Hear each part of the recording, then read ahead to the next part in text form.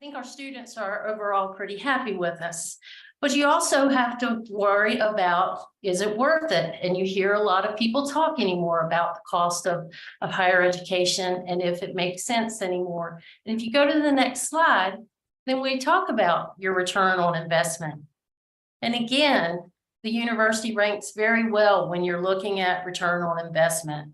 We are the best college for getting a job in Virginia. We have been on that list for at least 3 years. I think it's possibly 4. It's the U.S. Department of Education Statistics.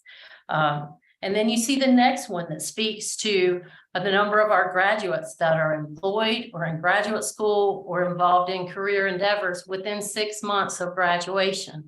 And then we are in the top 14% of 4-year U.S. public colleges for return on investment, according to the Georgetown Center on Education and the Workforce.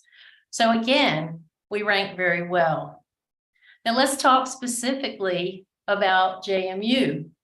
If we're looking at our tuition increases, the last 3 years, our average of in-state tuition increases was actually less than 2%, when the consumer price index during that same time was 5.2%.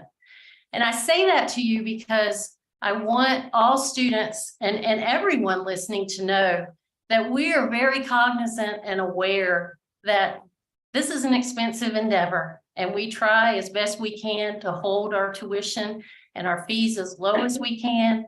I am a student who I paid my way through school. My parents didn't pay for me, so I'm always that person in the room, as many of us are, concerned about students that are having to pay their own way. So it's a very big concern. If you look at a comparison of JMU versus the other 14 public institutions, there's 15 of us total, JMU ranks 11th lowest for in-state tuition and for in-state overall total cost if you add in room and board. Another factor in our financial picture is our funding that we receive from the Commonwealth. We are one of the lowest funded institutions of the 15 in the Commonwealth per full-time equivalent student. So what it means when we're talking about full-time equivalent is we take all of our part-time students and we take the number of hours that are enrolled, and there's a formula where you can come up with, if they were all full-time, how many students would that be? And then based on that number, we receive $7,952 for each one of those full-time equivalent students. The average for all of the 4-year public institutions in Virginia is $10,292. So our funding is significantly less than the average of all of the other institutions. So I just point that out because it matters when you're looking at setting tuition and fees. Go ahead, Donna. So now I'm going to give you a little bit of a budget lesson, really quick, but I think it's important for you to understand the different components of our budget and how it works. There are 2 main components. And one of them is, we call it E&G. If you meet with us, that's typically we abbreviate, it's E&G, but that actually stands for education in general. So education in general are those parts of the budget that have to do with the education of a student. So we're talking about the academic side. So it's classrooms, it's professors, it's the library, it's those parts of the budget.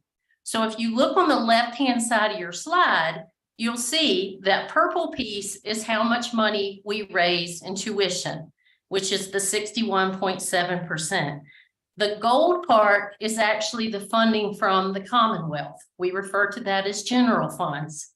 Now, I'm in my 23rd year at JMU, and what I would say is that this gold part over the years has continued to diminish. When I first got here, it was around 50%. So the state of Virginia was funding us at a much greater level, and we weren't so tuition dependent as we are now. And then you'll see there's a tiny sliver that's miscellaneous, and that's things like orientation fees, some academic fees that students pay for classes. If we look on the expenditure side, you'll see that 74.1% is for compensation. That's because most of our expenses are people. Most of what we pay for is for, the people that are teaching in the classes, working in those academic areas. And then it goes down. I'm not going to read all of these for you, but through financial aid, all other utilities, equipment, and so on. So that's the E&G side of the house. So you need to remember that. And then we get to the, then we go to the education and general expenditure by budget category. Go ahead, Donna. So this just actually shows where all the money goes. And the reason that I do this chart is because I want you to see the purple section. What this means, and it's actually, we round up a little bit, is 67.6% and not 68. So I want to be completely transparent, but 68 or 67.6 cents of every dollar that comes in on the E&G side is spent in academic and instruction. So I think as board members and as students, I think it would be important for you to know that when we say it's our mission to make educated and enlightened citizens, we're putting our money where our mission is, if you will, because that's where we spend the majority of the money. And then it goes around. Institutional support is for offices like payroll and human resources, procurement. Physical plant is exactly what it sounds like. It's facilities management. It's the upkeep of all of the facilities. Student services is things like the counseling center, disability services, and then public services, campus police. So that shows you where the E&G money goes by department. Go ahead. Then we talk about the auxiliaries. Okay, so the auxiliaries are a whole different breed of cat. The auxiliary departments are those that have to be completely self-supporting. They get no money from the Commonwealth whatsoever. And auxiliaries are going to be things that are comp fee related. So that's going to be UREC and the health center, student unions, athletics. And then you also have parking, res life, dining, the bookstore, parking, all those types of things are considered auxiliaries. Now, auxiliaries, again, they're 100% self-supporting. And the reason I keep driving that home to you is because it matters when we're talking about setting our tuition and fees. Let's talk about the parking office. That's a perfect auxiliary. So the parking office, I get this question a lot. People want to know, what do you do with all that money? Well, first of all, it's not as much as you would think. But the parking office has to pay for all the people that work in the office, all the ticket writers, all the parking lots, all the striping, the maintenance, the lights, the snow removal, it's a mortgage, if you will, on all of the parking decks. We have to pay for all of those. We get no money from the state. So when someone says to you, I can't believe all this tuition I pay, and then I got a parking ticket. The tuition money doesn't go for parking at all. It can't be used for that because parking is an auxiliary. So you need to understand the two differences. And later on, when I talk about the suggested pay increases, remember that auxiliaries have to be completely self-supporting. So if there's a pay increase, we have to raise the money for that too. So I'm going to repeat that, but just so you know. So if you look at the left side of this slide, this is the auxiliary revenues. The majority of it does come from the comprehensive fee. And then the board fee is the next amount, and that's the gold piece.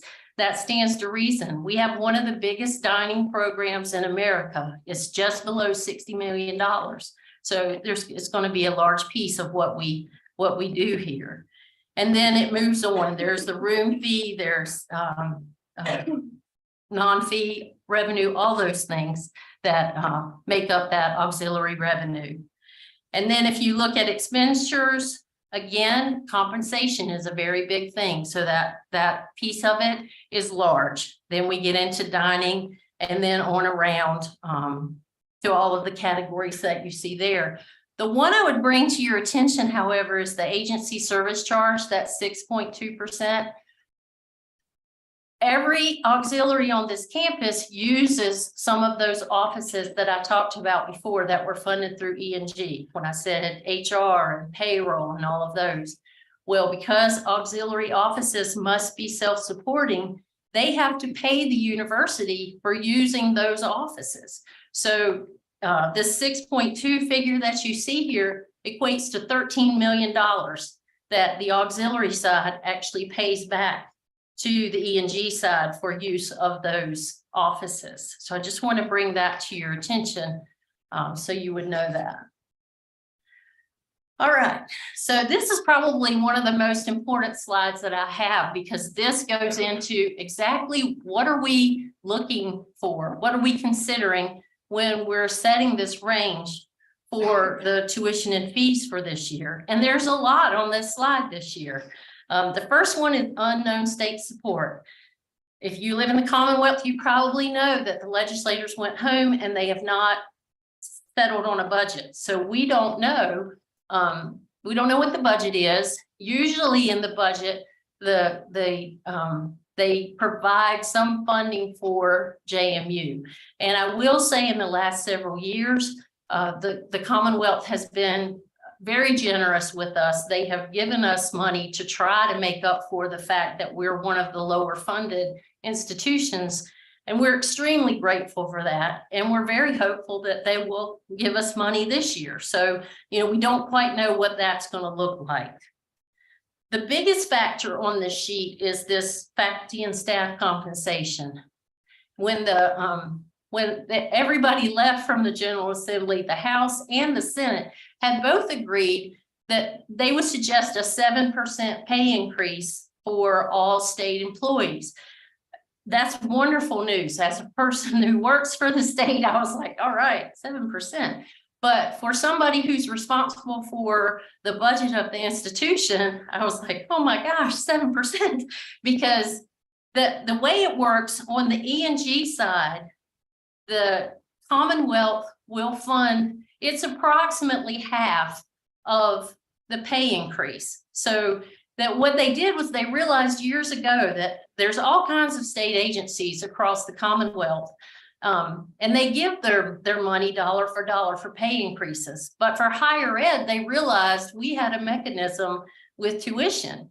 So they were like, so we're not going to give you everything. And so they don't. And this on the E&G side, just for instructional AP faculty and classified employees, that pay increase is $14.9 million. That's what it costs the university. And they will give us some of that money. So I want to be clear about that. They give us about 6.4 million once it all shakes out for the E&G side for a portion of it. I would also say that we give a pay increase to our adjunct faculty and our wage employees. So it adds up to where it's greater than that. But on the auxiliary side, if you remember, I said that auxiliaries are totally self-supporting and they have to raise all the money. So on the auxiliary side, that 7% pay increase is $2.8 million. So that's something we have to cover. So in addition to that, there is a possibility of a medical insurance increase of about 4%. So we have to take that into account. There's a fund split there, and our part of it is significant. Next, I want to talk to you about the Virginia Military Survivors and Dependents Education Program. Everybody in this room, I'm sure, would think that it's a wonderful thing. And I'm going to read you exactly what it means, because I'll get it wrong if I try to do it from memory. But this program provides educational benefits to spouses and children of military service members killed, missing in action, taken prisoner, or who have been rated by the United States Department of Veteran Affairs as totally and permanently disabled, or at least 90% permanently disabled as a result of military service. So the Commonwealth has said, we will provide an education for the dependents, for those folks. What it means to us is it's a wonderful program, but it's also an unfunded mandate. They have told us we will do it. They have not provided any money. It cost us $4 million a year. So we have to cover that. Then we go from there to unavoidable and inflationary costs. Everybody knows that inflation has taken a hit for all of us. We are no different here. We have utility increases. We have facilities that have increased costs in their upkeep. And our bus contract also went up 17%. So we're having to cover that. When we talk about debt, there's infrastructure and refinancing. We have the village coming on, the East Campus Power Plant, and we did some refinancing during COVID. So we have some costs there. The student success investment is predominantly re-engineering Madison. You may have heard about that. We're actually revamping our whole technology platform. So we're starting to work on that. It's expensive. There's also some hazing training that we're doing, and there's some converting of some positions in the health center that's in this. And then finally, when tuition and fees goes up, you have to increase your financial aid and scholarships for those folks to cover that as well. So it's a big list this year of all the things that we have to be concerned about. So given that, go ahead, Donna. Here are the tuition and E&G fee ranges for consideration. Let me say this again. What I'm saying is it could be for an undergraduate in-state student, a Virginia in-state student, the possible increase could be from $0 to $376 for tuition. That's $188 per semester increase, and that's a worst case scenario, 0 to 4.9%. If you're an out-of-state student for undergraduate tuition, it's $0 to $384 or $92 per semester, and that's a 0 to 1.6% increase. Now, the reason those percentages are so different is because the amount that out-of-state students pay is significantly more. But if you look at the dollars, it's very close. It's $376 a year versus $384. So for a Virginia graduate student, it's $0 to $23 per credit hour, or the 0 to 4.8 is the range. And then for a non-resident graduate student, it's $0 to $19 per credit hour, or 0 to 1.6. And then we talk about the required comprehensive fee. That again, this covers all of those auxiliaries that are self-supporting. The fee range is $0 to $264 for the year, or $132 for the semester, which is 0 to 4.9%. And then for graduate students, it's $0 to $2 per credit hour, or 0 to 4.1. So during this meeting, we also set the summer tuition for 2024. So the next slide is going to show you the fee ranges for 22 that summer. For a Virginia undergraduate, it's $0 to $19, or 0 to 4.8 is the range. For a non-resident undergraduate, it's $0 to $14 per credit hour, or 0 to 1.4%. And then for a graduate student, $0 to $22, and you see the range. And then for a out-of-state graduate student, $0 to $16, the range 0 to 5%. And then the auxiliary fee is $0 to $1 per credit hour, which is 0 to 3.8%. So those are the ranges. But then I have two more charts that I want to show you. So if y'all will hang in there with me for just a few more minutes. Usually this time of year, you start to see things in the paper, and they compare one university to another, and they'll say, you know, William and Mary went up 3%, and JMU, or whatever the percentages are that they compare them to. And I just caution you, and we've tried for years to get people to understand that you really have to look at the dollars. And I think this chart shows that beautifully, because if William and Mary goes up 1%, on their tuition, it's $176. And these are this year's rates for them. The ones in the black are this year. So it's $176 or $88 a semester. Now, if you look at JMU in the purple, that's if we went to 4.9. And again, I didn't say we would. I said that was the top of the range. But if we did, then a 1% for us is $77. So there's a huge, huge difference when you're looking at dollars versus percentages. So I just want to point that out to you because I think it gets lost sometimes in the media, and we're not all equal when it comes to the dollars. So I just want to point that out. And then finally, I think this chart is really important because it shows all the 15 institutions in the Commonwealth. And all of the institutions in the black, this is their rates for this year. So I don't have anything of what they're doing. I don't know. And then we've taken our rates at the very highest of the range, which again, we don't know that that's going to be the case. But if you compare the highest of the range against what everyone has today, and really what typically people look at is the last two columns on the right, because that combines tuition and fees. Generally, people write one check, so they want to know how much is it. And if you look right now, we are 9th out of 15. If you add them all together at the increase that we said for next year versus everybody else with their prices this year for in-state. And then if you look at out-of-state, we're 10th. So I think it still shows that JMU is an excellent value. I think we stacked up really well against the other institutions in the Commonwealth. And that's what I have to share today. So thank you so much.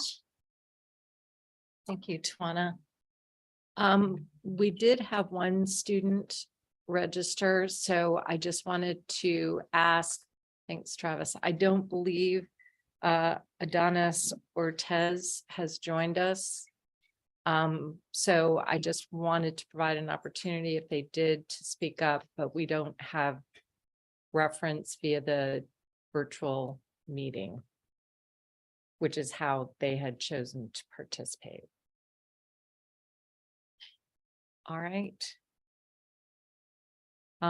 Well, I do believe that concludes our meeting for today. So do I have to call for a, okay, so I will go ahead and end the meeting. Thank you everyone for joining, and the meeting is now adjourned. There we go. Goodbye, everyone.